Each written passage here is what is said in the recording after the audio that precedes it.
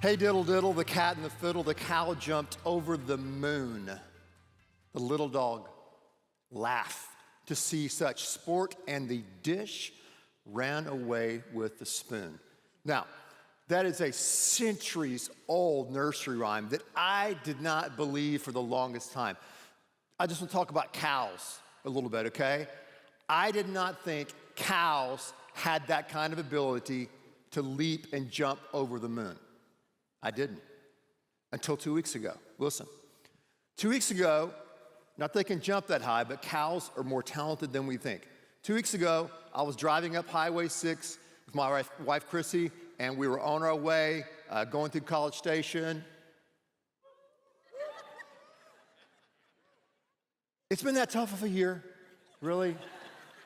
75 million. Anyway, so all the way up to, Waco, and, you get there outside of College Station, you see these pastures, they're these beautiful, your quintessential Texas landscape with cows and horses and ranch homes. And so I was driving right before College Station, and I saw these cows on the left side. There were two pastures, and I saw these cows on the left side of the road get up to the fence and put their hooves on the fence, and the cows were not going moo. They were going, listen, I heard it, more. Yeah, no way. Did you hear that? Did you hear that? Yeah, listen, more. It was like these cows, there were three of them, were looking over the fence to the other pasture that was a little bit bigger, a little bit greener, and had a farmhouse with a little more square footage. And these cows were like, discontent and restless, like they were, lusting for what was on the other side of the fence. It was crazy, right? Crazy. Then I thought about that. I said, cows aren't much different from us. They're not that much different. Because, every week here at the church and just around town, I meet people who are single, and they're just dying to get married. Marriage. If I can just get married, then I'll be happy. And my friend who's a clinical psychologist says this: marriage won't make you happy, it'll only make you married. Anyway, so I see singles who are mooing marriage. I see married people who want to be single. Single, people with curly hair want straight hair, blonde hair or brown hair, light skin, dark skin, white skin. We have all these crazy things that we're wishing, right? And we have this sense of discontent, this sense of anxiety and restlessness that lives inside of us. It's the original mad cow disease. And it's pandemic. It's not just in the cows, right? It's also in us. Where does it come from? Where does it come from? This mad cow disease craziness that we fall prey to. Well, it comes from just a long, long time ago. See, today we've got to go back and climb up an ancient mountain. And when we climb up to that ancient mountain, we're going to listen and to hear what God said. God said on this ancient mountain, he said, here's some things I want you to do. If you want a good life, if you want a blessed life, do these things. He also said, here's some things that you do not need to do. If you want to mess up, if you want to have pain and restlessness and anxiety and frustration, then don't do these things. The mountain I'm talking about, we've been there before, is Mount Sinai and the Ten Commandments. Check it out, Exodus chapter number 20. Exodus 20. Exodus is the second book in the Bible, right after Genesis. If you didn't bring a Bible, look on the screen. There it is, Exodus 20:17. So, what's interesting as you look at the layout of the Ten Commandments, the Big Ten, right? I really believe that as God was trying to communicate that to Moses, and Moses communicates that to the people, I believe this is the first incidence we have of the law of primacy and recency. Do you know that law? If you're in communication, if you're in sales, don't forget this. Or if you're writing a paper in school as it gets to the end of the year, don't forget this. Studies show you that people remember the first thing you say and the last thing you say. It's in between, not so much. So it's the law of primacy and recency. So it's interesting as you read the Ten Commandments in Exodus chapter 20, the first thing that God says is this: have no other gods before me. In other words, keep the center the center. That's the first commandment. And then number 10, the last thing he said, because he wants us to remember this, is kind of interesting. Look at there. He says, you shall not covet your neighbor's house. Don't covet your neighbor's house. Don't covet their wife, their male or female servant, their ox, their donkey, their Porsche, anything that belongs to your neighbor. The law of primacy and recency. The first thing, listen, keep the center of the center. Keep God at the center of your life. The last thing he wants us to remember is don't be mooing more, coveting after someone else's stuff. But that's difficult to do, isn't it? We all fall prey to this mad cow disease. And we look over the fence and think, man, it must be nice. Must be nice. I wish I had the money they had. And you know what's interesting about money and materialism? It's never enough. Someone asked Rockefeller, the famous billionaire, Mr. Rockefeller, how much money does it take to satisfy a man? And he said, just a little bit more, right? And as someone said years ago, materialism begins where my income ends. Think about that. Write that down, you'll get it later. Materialism begins where my income ends. I want someone, I'm not materialistic, I make this much. They're material, they make more, you know? I drive a Ford, but they drive a Chevy, right? I drive a Toyota, but they drive the Lexus. Therefore, they're materialistic. I'm not. I've got a Lexus, but they've got a Rolls. I'm not materialistic. See, materialism begins. It's insidious, you know, it gets inside of all of us. So we want other people's money. We want to have other people's lives, don't we? Man, I wish I had their family. I wish my kids were that successful. And get ready, Christmas card's coming. Get the Christmas card brag letter. My son just graduated from Yale. Well, my son can't get his GED, right? So, boy, I wish I had that. I wish I had their house. I wish I had that card. Then I wish I had their looks. I wish I had their talents. And we're always just more and wanting what someone else has. And that's what this last commandment number 10 says about coveting. It says, don't covet. Don't fall prey to the mad cow disease. And coveting's kind of crazy, right? Coveting's crazy because it's one of those kind of, well, we'll just call it a sin, okay? It's one of those kind of sins that you think you're getting away with. It's one of those, you know, no harm, no foul kind of deals, right? Kind of like NBA officiating, right? Well, there's no blood. It wasn't a foul. And he took 7 steps, right? No harm, no foul. Because coveting is internal. It's this mad cow disease is in your mind and it's in your heart. And you don't really sometimes say those things out loud. But think about this. Why is it so important that God put it last? Because coveting is the root of so many other sins. So many sins start with coveting. Murder starts with coveting. Adultery starts with coveting. Coveting. Mad cow disease. Crazy.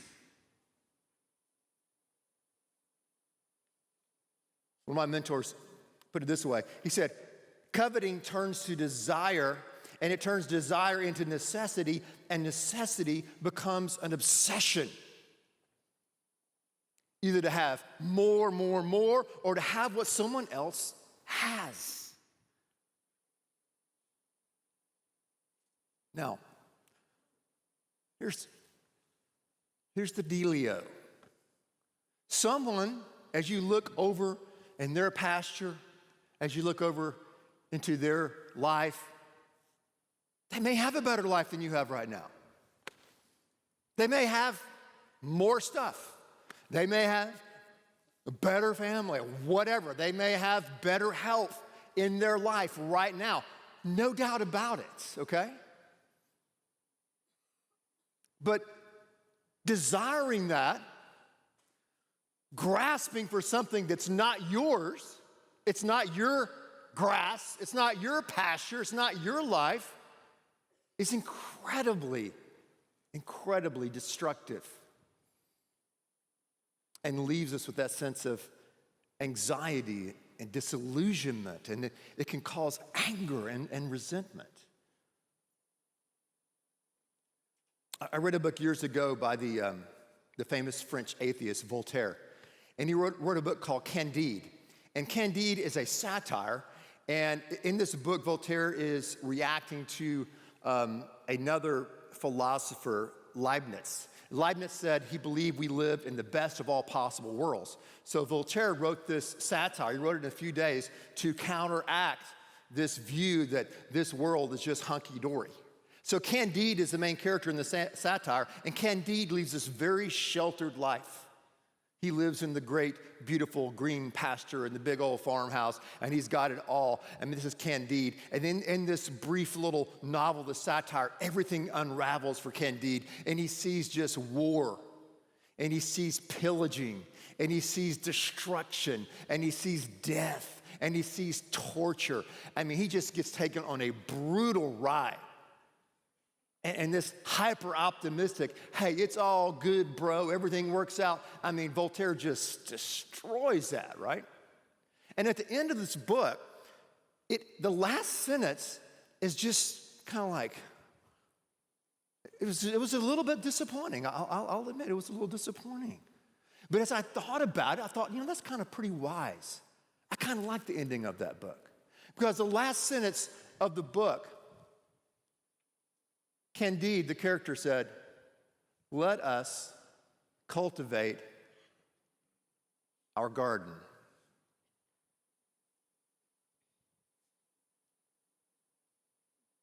I like that. Let us cultivate our own garden, our own grass. Let us deal with our own problems, our own mess, and stop looking and mooing for more on the other side of the fence. You've got a garden and a pasture to tend. I have a garden to tend. It all has its difficulties. We all have our own messes, if you will, to deal with in our own pastures, don't we? And it's different. God doesn't want us living in this state of just desiring this and desiring that and coveting. We've got to take care of our own life, tend our own garden, if you would.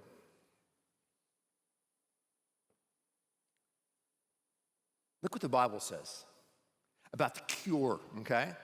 The cure to the mad cow disease, coveting. Look at 1 Timothy 6. Again, 1 Timothy, 1 and 2 Timothy, these are Paul's last words.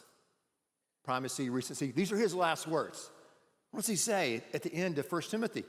He says, but godliness with contentment is great gain. For we brought nothing into the world, and we can take nothing out of it. But if we have food and clothing, we will be content with that. And he goes on in that chapter, we don't have time to go there, to talk about riches. He goes, hey, if you're rich, that's fine. Just don't be too caught up in your riches and be generous. But he's saying, whether you're rich or whether you're poor or whether you're in between, learn this contentment. The Dalai Lama put it this way. He said, when you are discontent, you always want more, more, more. Your desire can never be satisfied. But when you practice contentment, you can say to yourself, yes, I already have everything that I need. But how do you do that?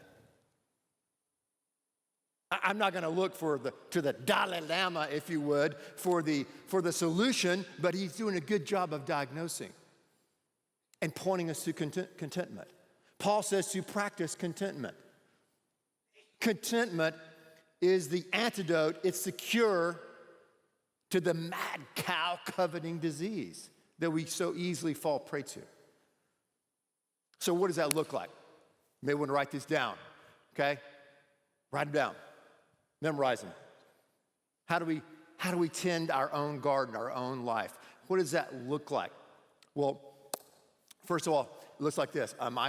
Years ago, a friend of mine who grew up in a single-parent home, very poor, grew up in a different country, immigrated to the United States, went to college, worked himself, great guy, very successful in many, many ways. And he came home from work one day. And he was coming home from work, and he was just talking out loud about all of his problems and all the stress that is in life and all the things he had to deal with at work and all this financial stuff. And his housekeeper overheard him. And his housekeeper said, Mr. Allen, whenever I feel worried, whenever I get anxious about all these problems, she said, let me tell you what I do. She said, I get down on my knees and I begin to thank God for everything in my life. And she said, and I stay on my knees and I thank God until I've run out of things to thank God for. And when I do that, the worry and the anxiety goes away. How do we practice contentment? We live a life of continual gratitude. Gratitude for the simplest of things. I know in my life, when things are really tough, when things are really difficult, when I feel like the bottom has been pulled out and dropped out, I begin to get to a place of gratitude for very simple things. And start my day or end my day like that person said, on my knees or in my bed, thanking God for the most basics of things. Another way we practice contentment is by grace. Grace. I love in Philippians chapter 4, where Paul says this. Remember, he says, I've learned how to live with a lot. I've learned how to live with little. I've been through hell and high water, but I've learned the secret to contentment. And the secret is, I can do all things through Christ who strengthens me. Christ who strengthens me. So how do I practice contentment? When life is tough and life is rough, when I'm tempted to more for something else,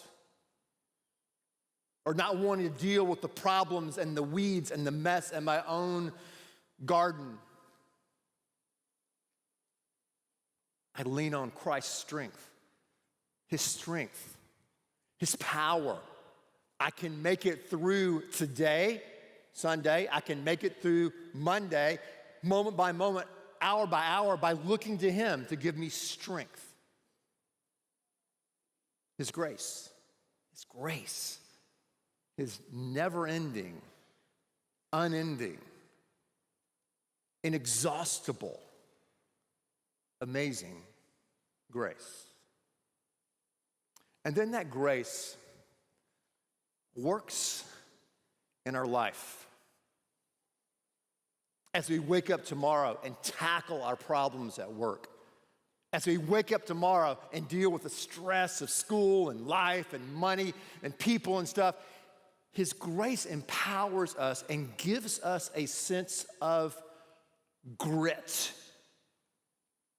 Grit. Grit.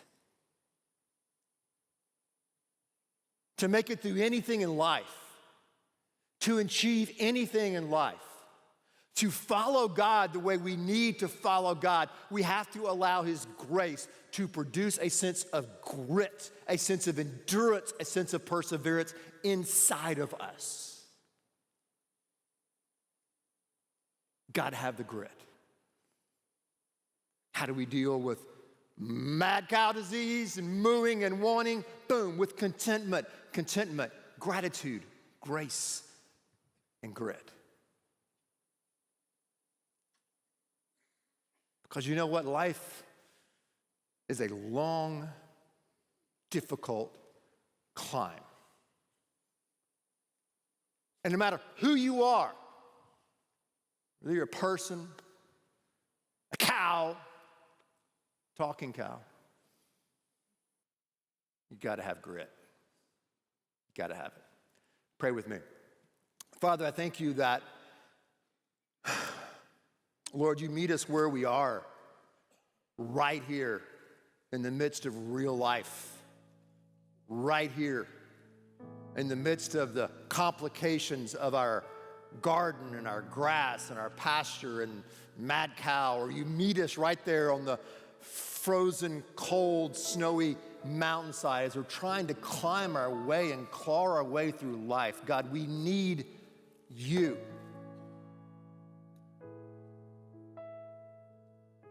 We need your grace. We need the grit that you can give. And God, we need one another.